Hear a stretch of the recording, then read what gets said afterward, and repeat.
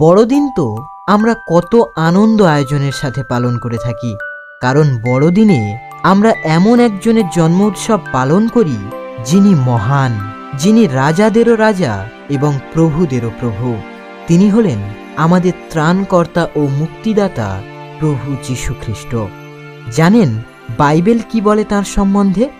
Bible বলে, যিনি সেই সত্যকার আলো, যে আলো প্রতিটি মানুষের অন্তর উদ্ভাসিত করে, তিনি তখন জগতে প্রবেশ করছিলেন। জগতের মধ্যেই ছিলেন তিনি, আর যদিও জগৎ তাঁর দ্বারাই অস্তিত্ব পেয়েছিল। হ্যাঁ বন্ধুরা, এই জগৎ যার দ্বারা অস্তিত্ব পেয়েছে তিনি নিজেই এই জগতের মধ্যে এলেন। বন্ধুরা, আজ আমরা 7টি পয়েন্টের মাধ্যমে জেনে নেব প্রভু যীশু যদি এই পৃথিবীতে না আসতেন তাহলে কি হতো। প্রথম পয়েন্ট, বলিদান দেওয়া বন্ধ হতো না। আজও পৃথিবীর বিভিন্ন ধর্মের মানুষ নিজেদেরকে শুদ্ধ করার জন্যে, নিজেদের পাপ থেকে মুক্তি পাওয়ার জন্যে বলিদান উৎসর্গ করে থাকে। এমনকি বাইবেলের পুরাতন নিয়মেও আমরা দেখতে পাই লোকেরা পাপ থেকে মুক্তি পাওয়ার জন্যে ঈশ্বরের কাছে বলি উৎসর্গ করত। নিজেদের করা অন্যায় অধর্মের জন্যে তারা বলি দিত একটা নিরীহ নিষ্পাপ প্রাণীকে। বাইবেল বলে, আসলে বিধানের নির্দেশ এই যে প্রায় সব কিছুই রক্তের স্পর্শেই শুদ্ধ করে নিতে হবে। রক্ত না ঝরালে কোনো ক্ষমাই নেই। বন্ধুরা, প্রভু যীশু তো আমাদেরই জন্যে নিজেকে সুরভিত নৈবেদ্য ও বলিরূপে ঈশ্বরের কাছে উৎসর্গ করেছেন। ছাগ বা ষাঁড়ের রক্ত কিংবা বাছুরের দেহভস্য যদি সত্যিই মানুষকে শুদ্ধ করে তোলে, তাহলে যিনি নিজেকে নিষ্কলুষ বলিরূপে ঈশ্বরের কাছে উৎসর্গ করেছেন, সেই খ্রিস্টের রক্ত আমাদের অন্তরকে আরও কত শুদ্ধই না করে তুলবে, যাতে আমরা জীবনময় ঈশ্বরের সেবা করতে পারি।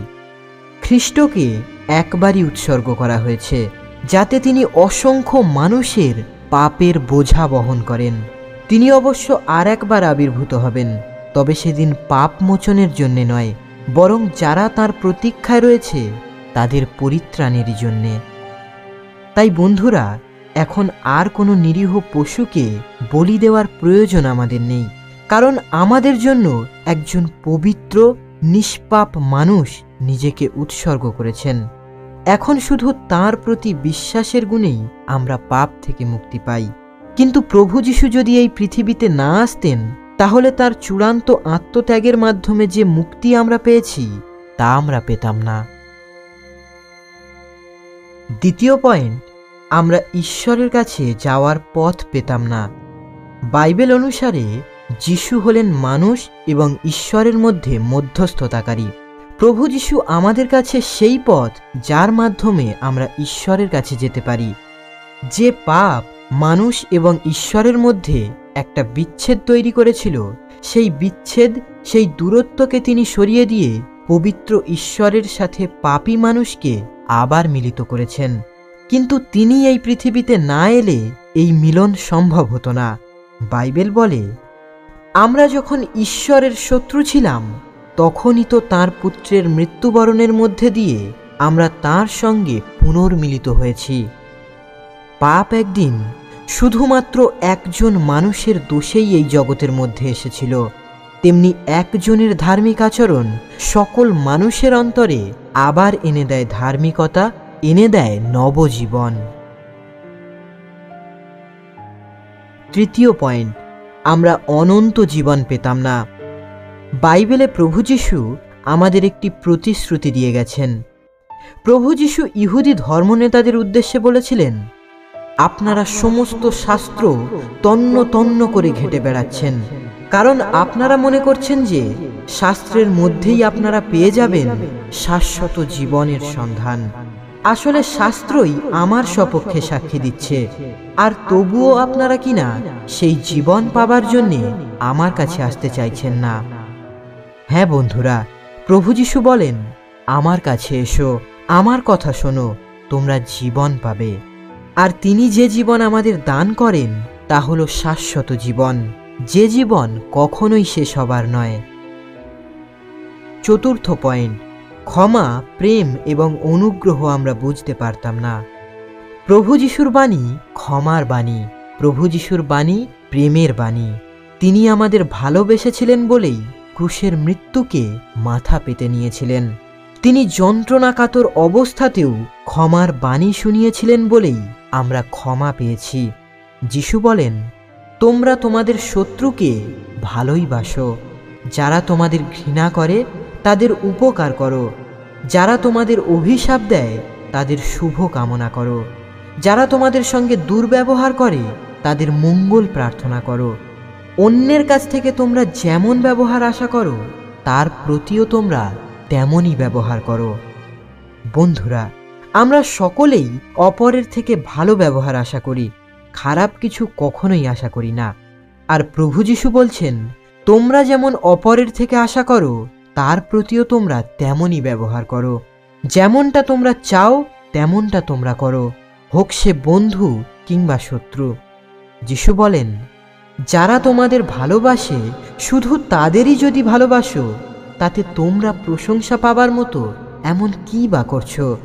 যারা পাপীদের ভালোবাসে, পাপীরাও তো তাদেরই ভালোবাসে।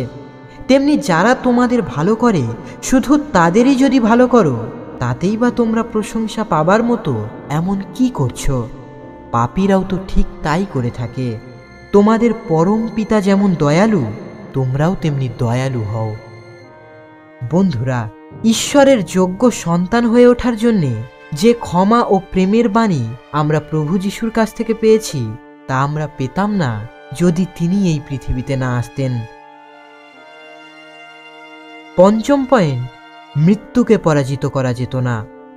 ঈশ্বর মানুষকে বলেছিলেন, ভালো মন্দ জ্ঞানের যে গাছটি রয়েছে তার ফল তুমি কিন্তু কখনো খাবে না, কোনোদিন তা খেলে তোমাকে তো মরতেই হবে। আদম হওয়া যখনই সেই ফল খেল, তখনই তাদের মৃত্যু ঘটল। না, শারীরিক মৃত্যু নয়, মৃত্যু ঘটল তাদের আত্মার। আর এই মৃত্যুর কারণ হলো পাপ। যিশু বলেন, কেউ যদি আমার ওপর বিশ্বাস রাখে তবে সে মারা গেলেও জীবিতই থাকবে, আর জীবিত যে কেউ আমার ওপর বিশ্বাস রাখে তার মৃত্যু হতেই পারে না। পাপ যে মৃত্যু ঘটায় তা হলো শাশ্বত মৃত্যু, কিন্তু পাপী মানুষ জীবন পায় যিশুকে বিশ্বাসের মাধ্যমে। কারণ খ্রিস্ট সব দিক দিয়ে আমাদের মতো হয়েছিলেন, শুধুমাত্র পাপ ছাড়া। তার মধ্যে কোনো পাপ ছিল না, তিনি ছিলেন নিষ্পাপ। ষষ্ঠ পয়েন্ট, নতুন নিয়ম আমরা পেতাম না। তোমরা এই কথা মনে করো না যে আমি মোশির বিধান বা প্রবক্তাদের নির্দেশ বাতিল করতে এসেছি। আমি তা বাতিল করতে আসিনি, বরং পূর্ণ করতেই এসেছি। প্রভু যিশুর এই কথা প্রকাশ করে যে তিনি না এলে পুরাতন নিয়ম অপূর্ণ থেকে যেত, কারণ সমস্ত শাস্ত্রই তাঁর সম্বন্ধে সাক্ষী দিচ্ছে। তাঁর আগমনে শাস্ত্র ও শাস্ত্রের ভবিষ্যৎবাণীগুলি পূর্ণ হয়েছে, আর সেই সাথে আমরা পেয়েছি নতুন নিয়ম। বন্ধুরা, পুরাতন নিয়মে ছিল কঠোরভাবে সমস্ত আইন মেনে চলা, কিন্তু নতুন নিয়ম বিশ্বাস এবং অনুগ্রহের ওপর জোর দেয়। প্রভু যিশু বলেছেন, তোমার ঈশ্বর স্বয়ং প্রভু যিনি, তাকে তুমি ভালোবাসবে তোমার সমস্ত অন্তর দিয়ে, তোমার সমস্ত প্রাণ দিয়ে, তোমার সমস্ত মন দিয়ে।